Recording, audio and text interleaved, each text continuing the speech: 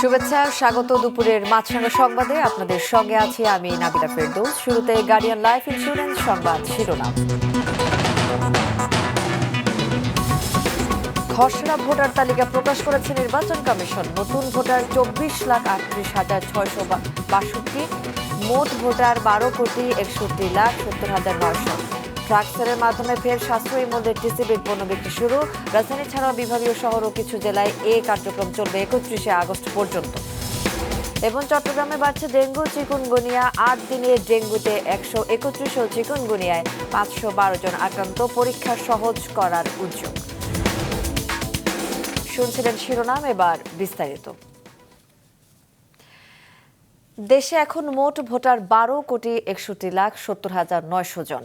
হালনাগাদ করা খসড়া এ ভোটার তালিকা আজ প্রকাশ করেছে নির্বাচন কমিশন। দুপুরে আগারগাঁওয়ে নির্বাচন ভবনে এক ব্রিফিংয়ে কমিশনের সিনিয়র সচিব আখতার আহমেদ জানান, আইন অনুযায়ী বছরে 2রা মার্চ প্রথম দফায় ভোটার তালিকা প্রকাশ করা হয়েছিল। তখন ভোটার ছিল 12,37,32,274 জন। এবার দ্বিতীয় দফায় বাড়ি বাড়ি গিয়ে 45,71,216 জনকে নতুন করে অন্তর্ভুক্ত করা হয়েছে এবং মৃত ও কর্তনযোগ্য হিসেবে 21,32,590 জনকে বাদ দেওয়া হয়েছে। তিনি বলেন, সারা দেশের নির্বাচন অফিসগুলোতে আজ হালনাগাদ ভোটার তালিকা একযোগে প্রকাশ করা হয়েছে। এতে কারো তথ্যে ভুল থাকলে সংশোধনের সুযোগ মিলবে 12 দিন। আবেদন নিষ্পত্তি হবে 24 আগস্টের মধ্যে। এরপর অন্যান্য কাজ শেষে চূড়ান্ত তালিকা প্রকাশ করা হবে 31 আগস্ট। সচিব জানান, এবছর মোট 3 দফা ভোটার তালিকা প্রকাশ করবে কমিশন। সর্বশেষ তালিকা প্রকাশ করা হবে 31 অক্টোবর। 38,626, 12,37,32,274 সাথে যদি এই প্রাপ্ত ভোটারের সংখ্যা আমরা যোগ করি, তাহলে আমাদের ভোটারের সংখ্যা যে দাঁড়াবে 12,61,70,900। এই বছর মূলত 3টা তালিকা হচ্ছে।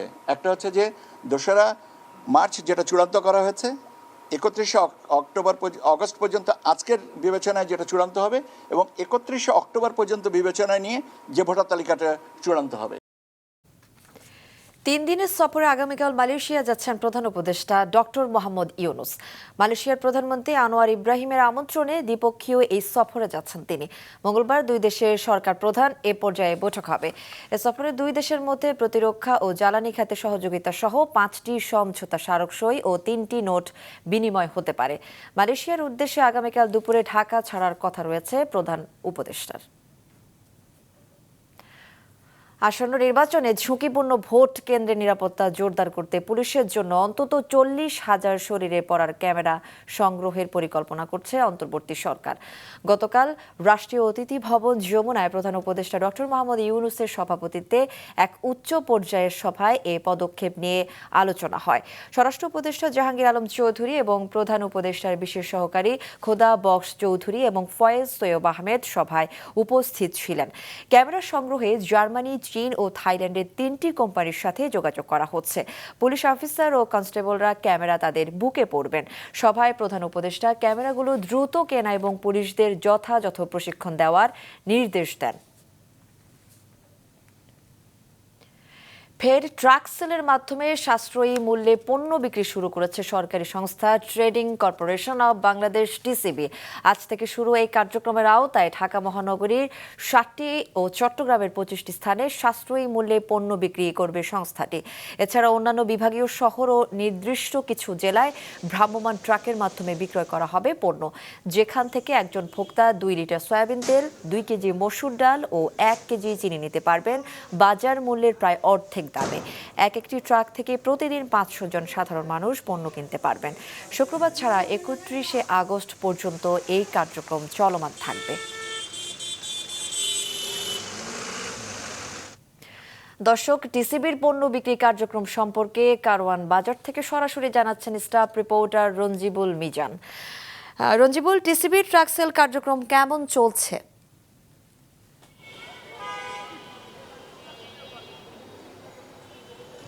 আজকে সকাল থেকে যে কার্যক্রমটি শুরু হয়েছে এখন প্রায় বেলা গড়িয়ে গিয়েছে। এর মধ্যে কিন্তু আমি দেখতে পাচ্ছি যে ট্রাকের যে পণ্য সেই পণ্যের পরিমাণ কিন্তু ধীরে ধীরে কমতে শুরু করেছে এবং মানুষের লাইনও কিন্তু এখনও দীর্ঘ লাইন আমি দেখতে পাচ্ছি। তবে এই কার্যক্রমটি আপনি যেমনটি বলছিলেন যে আজ থেকে শুরু হয়েছে, সেক্ষেত্রে আমি কিছুক্ষণ আগে টিসিবির যে একজন ডিরেক্টর পরিচালকের সঙ্গে কথা বলেছিলাম, তিনি জানিয়েছে যে এবারে কিন্তু টিসিবির পণ্যের দাম কিছুটা কমেছে, অর্থাৎ এই 3টি পণ্যে কিন্তু 65 টাকা কমেছে যে এর আগের বার যেটি ছিল সেই তুলনায়। সেক্ষেত্রে এই টিসিবি ট্রাকের যে পণ্য বিক্রি হচ্ছে এখানে কিন্তু কিছু অনিয়মের কথাও আমরা জানতে পেরেছি, এক ব্যক্তি একাধিকবার পণ্য নেওয়ার কথাও জানতে পেরেছি। এই বিষয়ে আমি জানতে চেয়েছিলাম ডিরেক্টরের কাছে যে এই ধরনের কার্যক্রম যেটি হচ্ছে সেক্ষেত্রে কোনো ধরনের তৎপরতা বা তদারকি রাখার কোনো ব্যবস্থা রয়েছে কিনা। সেক্ষেত্রেও তারা জানিয়েছে যে ডিলারদেরকেই বলে দেওয়া হয়েছে যাতে এই কার্যক্রমটি তারা যেন তদারকি করে, পাশাপাশি বিভাগীয় পর্যায়ের যে টিসিবির যে সংশ্লিষ্ট কর্তৃপক্ষ আছে তাদেরকেও নজরদারি করার জন্য বলা হয়েছে। তবে এখন পর্যন্ত আমার কাছে যতটুকু তথ্য যে ঢাকা মহানগরীতে যে 7টি স্থানে টিসিবির পণ্য বিক্রয় করছে 450 টাকা প্রতি প্যাকেজে, সেই পণ্যগুলো এখন পর্যন্ত বিক্রির মোটামুটি অর্ধেক পর্যায়ে। তবে আজকে সকাল 7টায় টিসিবির ট্রাকের পণ্য বিক্রি করা শুরু করলেও, ট্রাকে পণ্য দেওয়া শুরু করলেও সেটা কিন্তু 12টা পর্যন্ত আমি দেখেছি সেখানে বেশিরভাগ ট্রাকে এসেছে এবং যে স্থানগুলোতে 7টি রয়েছে স্থানগুলোতে, সেই স্থানগুলোতে কিন্তু টিসিবির পণ্য পৌঁছাতে দেরি। এখন পর্যন্ত কিন্তু পুরোপুরি কার্যক্রম পরিচালনা শেষ হয়নি, তবে আশা করছি যে এটি আরও বেড়ে যাবে। চলবে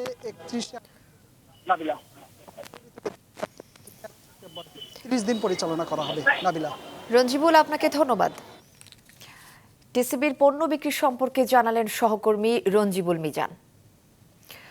গাজীপুরের ঘটনা দুঃখজনক অভিহিত করে স্বরাষ্ট্র উপদেষ্টা জাহাঙ্গীর আলম চৌধুরী জানান, এই ঘটনায় জড়িত অধিকাংশ আসামি গ্রেফতার করা হয়েছে, তাদের শাস্তি নিশ্চিতের আশ্বাসও দেন তিনি।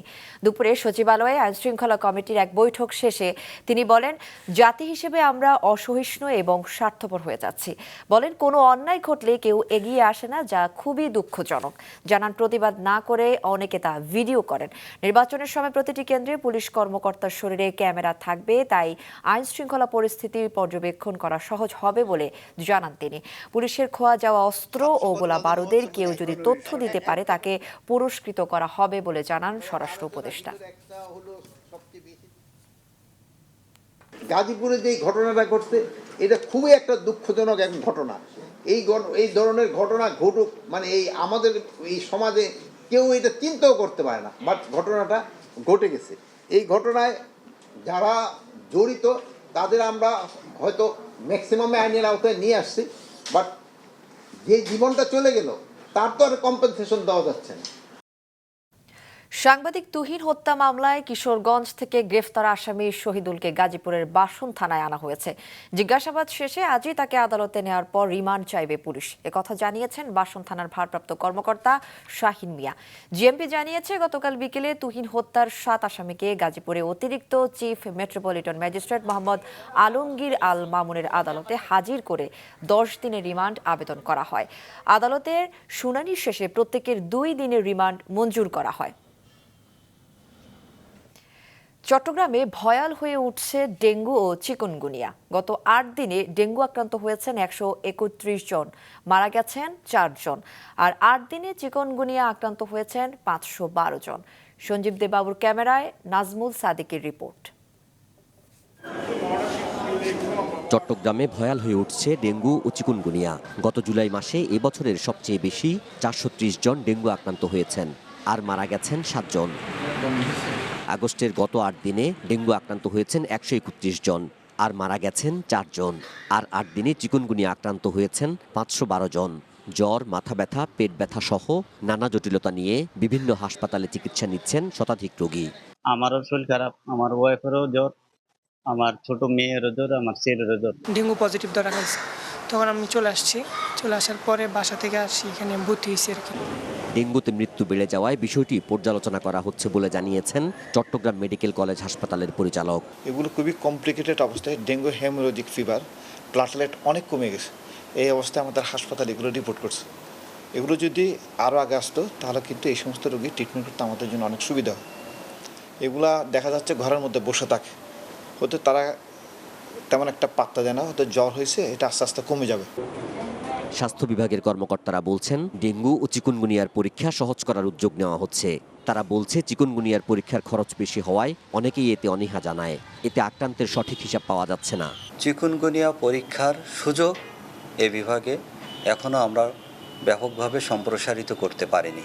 চট্টগ্রামে যে সমস্ত বেসরকারি প্রতিষ্ঠান সেবা দিয়ে থাকে তাদের সাথে আমরা বসেছি এবং একটা ন্যূনতম বা সর্বোচ্চ যেটাই বলি আমরা মূল্য আমরা নির্ধারণ করে দিয়েছি 4,500 টাকা করে। সিটি মেয়র জানান, ডেঙ্গু ও চিকুনগুনিয়া প্রতিরোধে জনগণের সচেতনতা বৃদ্ধিতে প্রচারণা চালানোর পাশাপাশি মশক নিধন কার্যক্রম চলছে। লার্ভিসাইড অ্যাডাল্টিসাইড দিয়ে আমরা সেটা ধ্বংস করে দিচ্ছি। সেটা সকাল 7টা থেকে 12টা, আর বিকাল 4টা থেকে 7টা হচ্ছে ফগিং করা হচ্ছে। আর আগামী 4 মাসের মধ্যে আমাদের সবচেয়ে যেটা বায়োলজিক্যাল লার্ভিসাইড BTI সেটা প্রয়োগ করা হবে। চট্টগ্রামে এ পর্যন্ত ডেঙ্গু আক্রান্ত হয়েছেন 1006 জন এবং এ পর্যন্ত চিকুনগুনিয়া আক্রান্ত হয়েছেন 1556 জন। নাজমুল সাদিকি, মাছরাঙ্গা সংবাদ, চট্টগ্রাম। সেনাবাহিনী ও পুলিশের বাধা উপেক্ষা করে বরিশাল শের-ই-বাংলা মেডিকেল কলেজ ও হাসপাতালের শিক্ষার্থীরা ঢাকা বরিশাল মহাসড়ক অবরোধ করেছে। সকাল 11টার দিকে নগরী নথুল্লাবাদ এলাকায় সেনাবাহিনী ও পুলিশ অবস্থান নেয়। আইনশৃঙ্খলা বাহিনীর অবস্থানে কিছুক্ষণ পর আন্দোলনরত শিক্ষার্থীরা মিছিল নিয়ে সেখানে জড়ো হতে শুরু করে। পরে তারা ঢাকা বরিশাল রোড বন্ধ করে বিক্ষোভ করতে থাকে। এতে ঢাকা বরিশাল রুটে যান চলাচল বন্ধ হয়ে যায়। আন্দোলনরত শিক্ষার্থীরা জানান, শের-ই-বাংলা মেডিকেল কলেজ হাসপাতাল সহ সারা দেশের সরকারি হাসপাতালে সেবার মান উন্নয়ন সহ 3 দফা দাবিতে এই বিক্ষোভ কর্মসূচি পালন করা হচ্ছে। এদিকে সিরাজগঞ্জের হাটিকুমরুল সড়ক এলাকা অবরোধের 2.25 ঘণ্টা পর উত্তরবঙ্গ ব্লকেট কর্মসূচি প্রত্যাহার করেছে রবীন্দ্র বিশ্ববিদ্যালয়ের শিক্ষার্থীরা। ছাত্র জনতার অভ্যুত্থানে রাজধানীর চানখারপুরে 6 জনকে গুলি করে হত্যার ঘটনায় মানবতা বিরোধী অপরাধের মামলার 8 আসামির বিরুদ্ধে সাক্ষ্য গ্রহণ পিছিয়েছে। আগামীকাল এই মামলার সূচনা বক্তব্য ও সাক্ষ্য গ্রহণের জন্য দিন ধার্য করেছে ট্রাইব্যুনাল। আজ বিচারপতি মোহাম্মদ গোলাম মর্তুজা মজুমদারের নেতৃত্বাধীন 3 সদস্যের ট্রাইব্যুনাল 1-এ মামলার সূচনা বক্তব্য ও সাক্ষ্য গ্রহণ শুরু হওয়ার কথা ছিল, তবে তা একদিন পিছিয়ে দিয়েছে ট্রাইব্যুনাল। সকালে এই মামলায় গ্রেফতার শাহবাগ থানার বরখাস্ত হওয়া পরিদর্শক আরশাদ এবং 3 কনস্টেবল সুজন, ইমাজ হোসেন ইমন ও নাসিরুলকে ট্রাইব্যুনালে হাজির করা হয়। সাবেক ডিএমপি কমিশনার হাবিবুর রহমান হাবিব সহ অপর 4 আসামি এখনও পলাতক রয়েছেন। খাগড়াছড়িতে 3 পার্বত্য জেলার একমাত্র কারিগরি প্রশিক্ষণ কেন্দ্রে হোস্টেল নেই। এতে ভোগান্তি পোহাতে হচ্ছে দুর্গম পাহাড়ি এলাকার শিক্ষার্থীদের। খাগড়াছড়ি রিপোর্টার কানন আচার্যের তথ্য ছবিতে ডেস্ক রিপোর্ট। 3 পার্বত্য জেলার পিছিয়ে পড়া জনগোষ্ঠীর জীবনমান উন্নয়নে 2006 সালে খাগড়াছড়ি সদরে প্রায় 3 একর জায়গায় স্থাপন করা হয় কারিগরি প্রশিক্ষণ কেন্দ্র। কেন্দ্রটিতে computer application, sewing machine operation, electrical installation and maintenance, refrigerator and air conditioning, food processing, welding ও ড্রাইভিং উইথ অটো মেকানিক সহ 13টি কোর্স চালু রয়েছে। কম্পিউটারের ফ্রিতে শেখা যায়, অনেক সুযোগ সুবিধা দেওয়া, মানে হচ্ছে কোর্স দিতে হয় না। আমি এখানে ভর্তি হয়েছি কম্পিউটার কোর্সে, কম্পিউটার শেখার জন্য, কম্পিউটার শিখে ভালো একটা করার জন্য। কিন্তু প্রতিষ্ঠার 19 বছর পরও সেখানে শিক্ষার্থীদের জন্য হোস্টেলের ব্যবস্থা করা যায়নি। এতে 3 পার্বত্য জেলার দুর্গম এলাকার শিক্ষার্থীরা সেখানে ভর্তি হতে পারছেন না। আসা যাওয়া গাড়ি ভাড়া অনেক সংখ্যা, তার কারণে এখানে একটা বাসা ভাড়া নিয়ে আসি। তো বাসা ভাড়া দেখা যায় মাসে 6,000 টাকার মতো খরচ চায়। আমাদের ওই থেকে অনেক দূরে রাস্তা, তো আর হচ্ছে রাস্তাগুলো একটু ভাঙা টাইপের। তাই যদি এখানে একটা মানে আবাসিক হোস্টেল থাকতো তাহলে এখানে এসে আমি প্রতিদিন আসা করতে পারতাম। যারা হচ্ছে সাজেক থেকে আসে বা হচ্ছে যারা মহাছড়ি থেকে আসে বা হচ্ছে অনেকজন বাইরে থেকে আসে, তো ওদের কি হয় যে ওদের না হলে হচ্ছে যে এখানে মধ্যে বাসা ভাড়া নিয়ে থাকতে হয়, যার কারণে ওদের অনেক বেশি খরচ হয়ে যায়। প্রশিক্ষণ কেন্দ্রের অধ্যক্ষ বলছেন, সারা দেশের কোথাও এ ধরনের কেন্দ্রে হোস্টেল নেই। তবে ভূপ্রকৃতিগত কারণে খাগড়াছড়িতে একটি হোস্টেল করা জরুরি বলে তিনি মনে করেন। দূর দূরান্ত থেকে যারা আছে এদের জন্য হচ্ছে সুবিধা হয়, এখানে থাকবে, এখানে ভালোভাবে ট্রেনিং করাবে। আর যারা তো সাধারণ এরা তো এখান থেকে আসতে পারে। এই 3 মাসের কোর্সে যদি বাসা ভাড়ায় যদি করতে হয় তাহলে এটা তাদের জন্য খুবই একটা সমস্যার সম্মুখীন হবে। সেজন্য আমার মনে হয় তাদের অর্থনৈতিক কথাটার বিবেচনা করি অবশ্যই এখানে আবাসিকের আমি প্রয়োজনীয়তা মনে করি এবং কর্তৃপক্ষকে অনুরোধ করব আর কি যে এটা যাতে করে হয়। দ্রুত আবাসিক হোস্টেল চালুর দাবি শিক্ষক ও শিক্ষার্থীদের। মাছরাঙ্গা নিউজ ডেস্ক। আন্তর্জাতিক গাজা উপত্যকায় ইসরায়েলি হামলায় শনিবার আরও অন্তত ৩৯ প্যালেস্টাইনি নিহত হয়েছেন। আহত হয়েছেন ৪ শতাধিক। গাজার বিভিন্ন এলাকায় হামলায় এসব হতাহতের ঘটনা ঘটে। এছাড়াও গাজায় অনাহার ও অপুষ্টিতে ভুগে আরও ১৬ প্যালেস্টাইনির মৃত্যু হয়েছে। এ নিয়ে গাজায় অনাহারজনিত মৃত্যুর সংখ্যা বেড়ে দাঁড়িয়েছে ২১৭-তে। এদের মধ্যে ১০০ জনই শিশু। এদিকে শনিবার বিকেলে হামাস এক বিবৃতিতে জানায় তারা আগের যুদ্ধবিরতি ও জিম্মি মুক্তির আলোচনায় সর্বোচ্চ আন্তরিকতা এবং নমনীয়তা দেখিয়েছে। সব বন্দীকে মুক্তি দিতে একটি চুক্তিতে পৌঁছাতে তারা প্রস্তুত রয়েছে। এদিকে বিভিন্ন দেশে প্যালেস্টাইনিদের পক্ষে বিক্ষোভ অনুষ্ঠিত হয়েছে। দর্শক, দুপুরের সংবাদ শেষ করছি। যাবার আগে গার্ডিয়ান লাইফ ইন্স্যুরেন্স সংবাদ শিরোনামগুলো আরও একবার।